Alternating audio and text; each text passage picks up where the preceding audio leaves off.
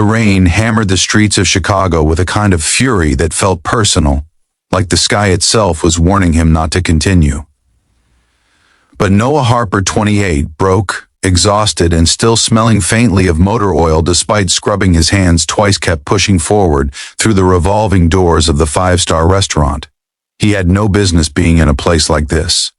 The marble floors reflected chandeliers brighter than anything he had ever stood under, and the soft murmur of wealthy diners only amplified the pounding in his chest. His blind date, arranged by a well-meaning coworker, was supposed to be seated at table 16. And Noah, nerves buzzing, walked straight toward the wrong table, straight toward the woman who would change everything.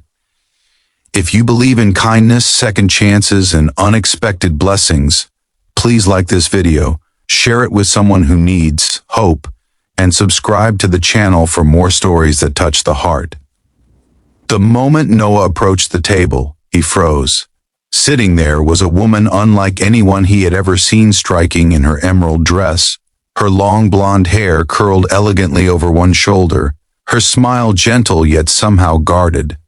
A wheelchair framed her from behind like a quiet reminder that she lived her life differently than most. Her eyes lifted when she noticed him nervously lingering by the chair opposite her. Before he could even open his mouth to apologize, she gave him a warm, curious smile that disarmed every thought he had rehearsed in the car on the way there.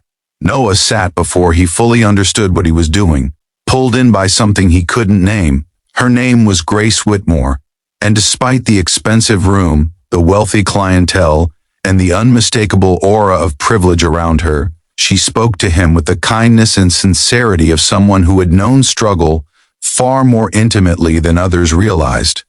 Noah could feel it in her voice, a soft strength, a practiced calmness, a hint of loneliness she tried to hide behind her radiant smile. He didn't realize until much later that Grace was not his blind date at all. The real date, someone else entirely, was seated across the room, wondering why she had been stood up. But Grace thought he was someone her father had arranged for her to meet, another polished businessman trying to earn a seat at her family's table. Noah didn't fit that description in any universe, yet Grace didn't question his rough hands or worn shoes. She simply listened, truly listened, as he stumbled through awkward small talk, trying to hide the trembling in his voice. As the candles flickered between them, a strange ease grew in the space where nerves once lived.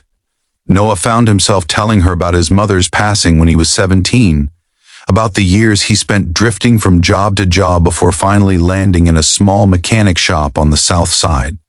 And instead of judging him, Grace looked at him with a kind of admiration that made him feel seen in a way he hadn't felt in years. The more she shared about her own journey, the more Noah understood the softness in her eyes. Grace had been paralyzed from the waist down after a car accident 3 years earlier. The world had treated her differently ever since, sometimes with pity, sometimes with emptiness, often with hesitation. She confessed quietly that she rarely went on dates anymore because people either pretended not to notice the wheelchair or became so fixated on it that they forgot to see her. But Noah didn't flinch, didn't look away, didn't shift uncomfortably. He simply nodded, his chest tightening with empathy. Grace seemed almost relieved, as though she had been holding her breath for months and only now allowed herself to exhale. Still, the truth hovered over Noah like a shadow slipping closer. This magical evening wasn't meant to happen. He wasn't supposed to be there. He wasn't the polished stranger she believed he was. And as dessert was served, he knew the lie, unintentional as it was, couldn't go on forever. Grace's father, Theodore Whitmore, entered the restaurant just as Noah was about to gently confess everything. The CEO of Whitmore Innovations had a presence that immediately shifted the atmosphere. Heads turned, whispers fluttered, and even the servers straightened as he walked by. When he saw Grace sitting with Noah, laughing, animated, glowing in a way that had grown rare, his brows lifted. Noah felt the temperature of the room drop as Theodore approached. Still, Grace introduced Noah with her usual warmth. But her father's sharp eyes scanned Noah's worn shirt, calloused hands, and scuffed boots. It didn't take long before he asked in a clipped voice what Noah did for a living. Noah swallowed, his heart pounding as he admitted the truth. He worked at a small garage, barely scraping by.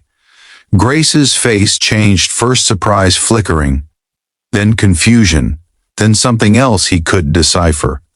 Her father's expression hardened instantly, disappointment twisting his features as though Noah had personally insulted their family. Theodore made it clear Noah was not the man he was expected to be. Grace's arranged introduction was for someone with ambition, stature, and stability, not, as he said curtly, a mechanic who wandered to the wrong table. The entire restaurant seemed to listen in stunned silence. Noah apologized and stood, heat burning under his skin, humiliation swelling in his throat. Grace's eyes softened with something he recognized as hurt, but before she could speak, her father moved to wheel her away. Noah forced himself to leave, each step feeling heavier than the last. The moment he stepped outside into the cold night air, it felt as though the fragile connection he'd found was slipping through his fingers forever. But fate, unpredictable, stubborn, poetic, was not done with them. 2 days later, Grace showed up at his workplace. Noah nearly dropped a wrench when he saw her waiting outside the garage, the sunlight catching her hair like gold. She smiled shyly, explaining she had found her way there because she couldn't stop replaying the evening in her mind. She confessed that she had never felt more at ease with someone, and she didn't care that he wasn't the polished businessman her father expected. She liked him, the honest, awkward, big-hearted man who looked at her without fear or pity. Noah felt something swell inside him, equal parts relief and wonder.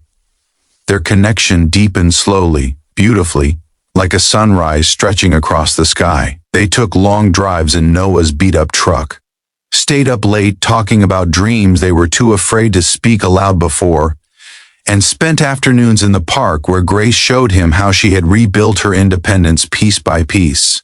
Noah admired her strength, resilience, and refusal to be defined by what she had lost. Grace admired his quiet determination, his humility, and the way he found beauty in the simplest things.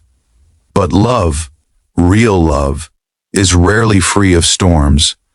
Theodore Whitmore did everything he could to separate them. He sent Grace carefully worded messages, reminding her of her responsibilities, her image, her future. He called Noah's workplace, offering him money to walk away. He insisted Grace deserved someone who could keep up with her world, not someone who worked paycheck to paycheck, fixing engines in a worn-out garage. But Grace held her ground, and Noah stood by her, even when fear crept into his heart. He knew he couldn't give her the life of wealth she grew up in, but he could give her honesty, loyalty, and love, things money couldn't buy. And little by little, Grace began proving to her father that happiness mattered more than status. Months passed, each day carving them closer together. The turning point came on a warm spring afternoon when Theodore witnessed something he had long refused to see. Grace had rolled into the garage unannounced to bring Noah lunch, laughing as she teased him about the grease smudged across his cheek. Noah had lifted her gently from her wheelchair to place her in the passenger seat of his truck, something he had done countless times, with a tenderness that stopped her father in his tracks. Theodore had come to give Noah yet another warning, but instead found himself watching his daughter happier than he had seen her in years, safe, cared for, loved without conditions. The hard lines of his face softened that day. It took time, apologies, and slow rebuilding, but eventually Theodore accepted that the man his daughter loved was not defined by status or wealth. He saw the character, the kindness, the unwavering devotion Noah had shown her from the very first night. What began as a blind date disaster, a humiliating mix-up, transformed into something profoundly beautiful, a connection that defied expectations, rewrote assumptions, and proved that destiny sometimes arrives disguised as a mistake. Grace and Noah became inseparable, growing stronger together as they learned to navigate the world side by side. And their love story began to ripple outward, reminding everyone around them that life's most meaningful moments often bloom from the unlikeliest beginnings. If this story touched your heart, please like the video, subscribe, and share it with someone who needs to believe in love again. Before you go, tell us in the comments, do you think destiny sometimes hides in our mistakes?